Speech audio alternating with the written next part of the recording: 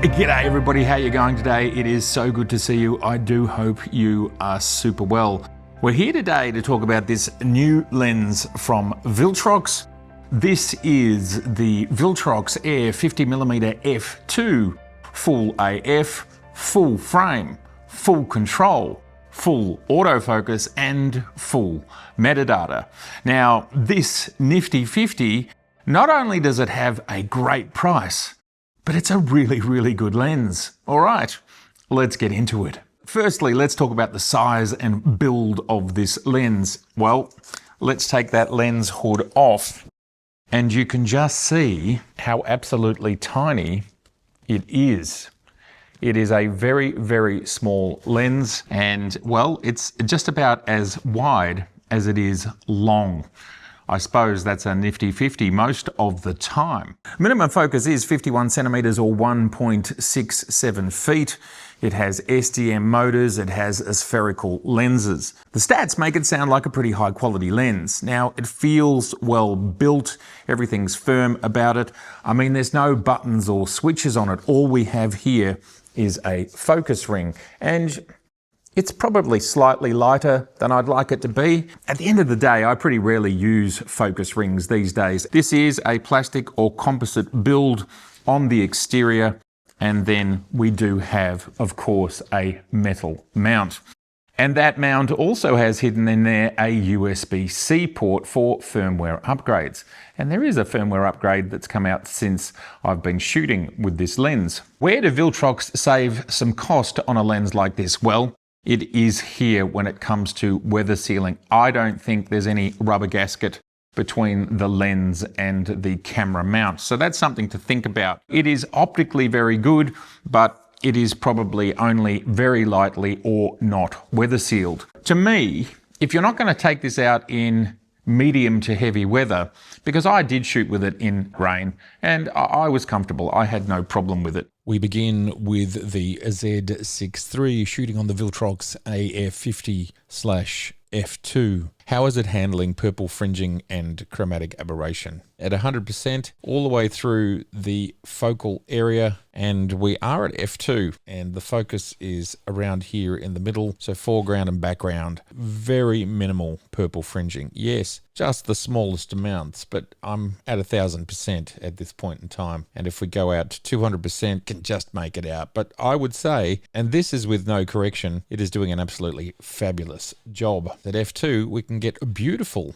bokeh in the background, and I think that's looking pretty spectacular. Now, I'm loving the images that I was putting together here. We can see here how the lens is handling the fall off in the background, sharpness here around this part of the frame. And can we see vignetting? Yes, there's the slightest amount of vignetting, which we can exaggerate by pushing the contrast all the way to the end. If we don't do that, it's almost disappearing. But of course, that degree of vignetting can be easily fixed just by doing that.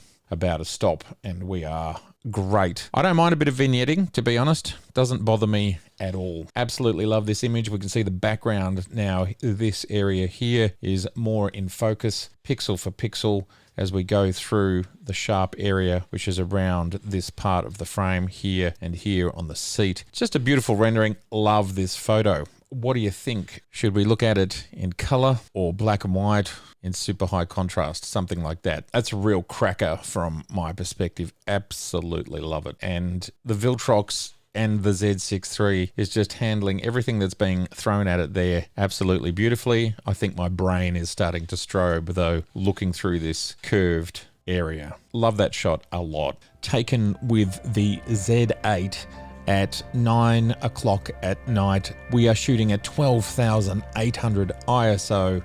Very little light here. Even at 12,800, the Z8 is looking great. And of course, this is on the 50mm Viltrox.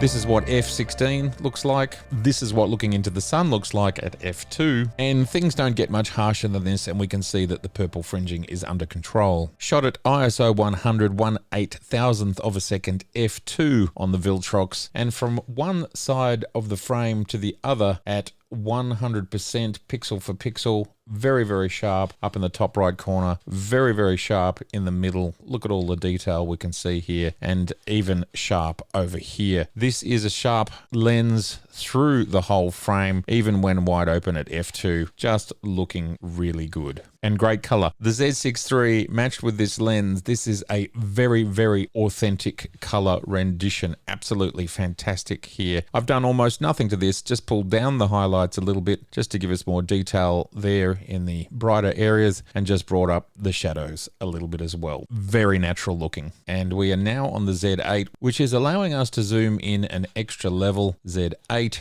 Viltrox 50 f2. Minimum focus here, great detail going on with that burger, and then just look at that spectacular fall off. I think that bokeh looks fantastic. And if we look at the editing on this file, yes, some added saturation, a little bit in the brightness, shadows and highlights, and that's it. We could bring that down a bit, make it a bit darker. Either way, I think that is looking spectacular. A little bit of street portraiture, no problem. AF is swift, and pixel for pixel, everything looking sharp, absolutely fantastic. And the grasses there in the foreground, lovely. Just beautifully rendered. You just can't ask for more than that. We're towards the bottom of the frame. Lovely bokeh in the background. Not too fussy. I'd call that pretty silky smooth. Bit of bird in flight work from me. Pixel for pixel. We can see here that the cool cabanas is clearly in focus, and that's all running very nicely. We're 1/4000th of a second, ISO 64 on the Z8. Got to be happy with that. Let's just turn that brightness down a little bit. Unnecessarily bright. This looks great in color, but I think it would look even better in black and white. Crank that contrast, and yeah, that's a beautiful image. Interestingly to me, the focus is here in the middle ground here, so obviously foreground is out of focus, but even at f2, the background over here, if we go into 100%, is still looking very lovely, fairly sharp, and quite painterly. This is, to me, just such a great result for a US 199 lens, and here in Australia it appears to be $269. Very, very affordable 50mm f2, pretty close to a 1.8.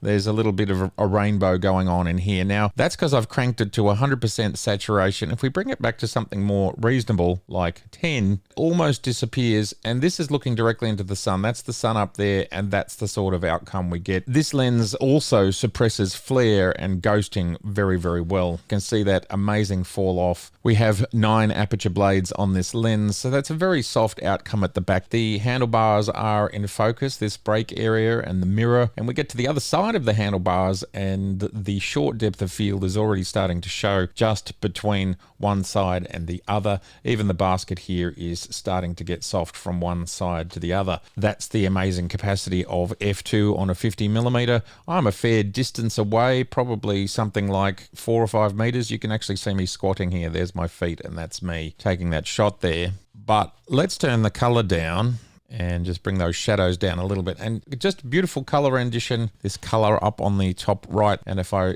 crank that color, the saturation, you can see it. This is the sun, so we're looking directly into the sun. The Viltrox AF 50mm f2 is controlling that flare very, very well. We're now on the ZF. You can see I've done very little to this file, but if we go into the edges and the corner here, this is flat, sharp in the corners. Everywhere is sharp all the way through. Corners, the whole thing. An exhibition in Melbourne, and we're allowed to take photographs in these exhibitions these days, and just showing the amazing color rendition, the capacity for this lens to have sharpness into the corners. We're shooting at 1/50th of a second handheld f2 ISO 250 on the ZF. Very sharp, very bright, no problems photographing indoors. Beautiful sculpture of this flower here, which was 6 feet tall, 2 meters. Get a chance to look at the bokeh balls. It has a great sense of dimensionality to it. They are round and looking great in the center. And sure, they've become a little bit lemony towards the edges, but that's actually controlled really well, and I like it. That's the out of focus. That's the in focus. Heading towards nighttime, barbed wire here. We're still on the ZF. This is sharp. We're f2 all the way from here through to the corner. You can just see how sharp that is. This lens is so impressive that it's capable of being sharp all the way to the corner like that. Getting into nighttime, 1/13 of a second handheld ISO 560. Look at how well that noise is controlled. Very little has been done to this file, and color is being rendered well, and the lights are not flaring too much. Looking directly into the light here, we do see a little bit of flare,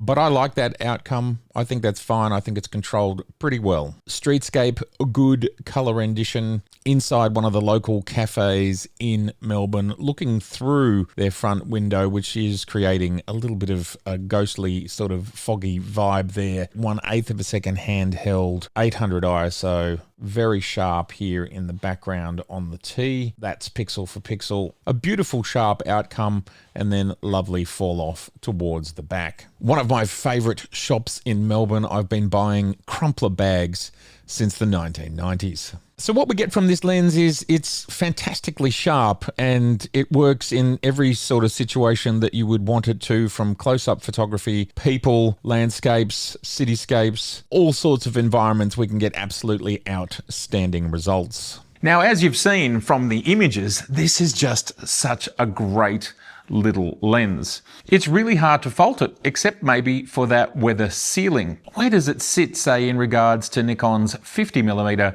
1.8S? Well, I would say that lens, it is a little bit faster, of course, 1.8 versus 2.0. I would say it has just a little bit more dimensionality about it, and perhaps it is a little sharper, but this is still very sharp, as you can see by the MTF charts. Here beside me are two of the three cameras that I shot with this lens. The third one is the one we're shooting on right now, which is the Z6 III. As you can see, it looks pretty cool on the ZF. Somehow the sizing and proportions to me are right for the ZF. Obviously it doesn't have a retro vibe about it. It sort of doesn't have an ultra modern vibe about it either. It somehow sits in the middle, probably leaning more towards modern. But that was fine. It's very light. It works super well. And of course this is a very small kit, so it looks really inoffensive.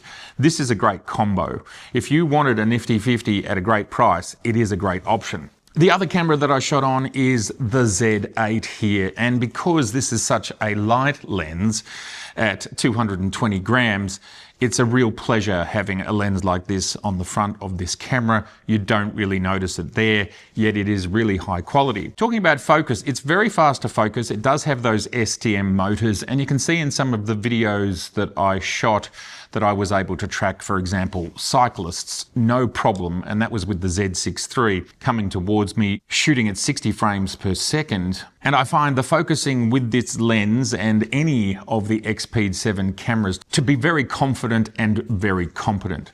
Very happy with the focusing outcomes. Now, I just wanted to talk about, whilst I have the Z8 here, a beautiful new card that I've been working with, and this is from Chipfancier. They make very, very high quality cards, along with companies like Angel, Bird, and Novachips.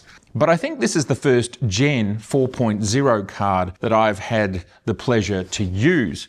2 terabytes, 4.0, which means it's faster read and faster write. To the best of my understanding, there is still no device from any company that uses 4.0. Perhaps one of the first places we might see CFexpress Type B Gen 4 actually being put inside our hardware might be with a camera, say, like the Z9 II.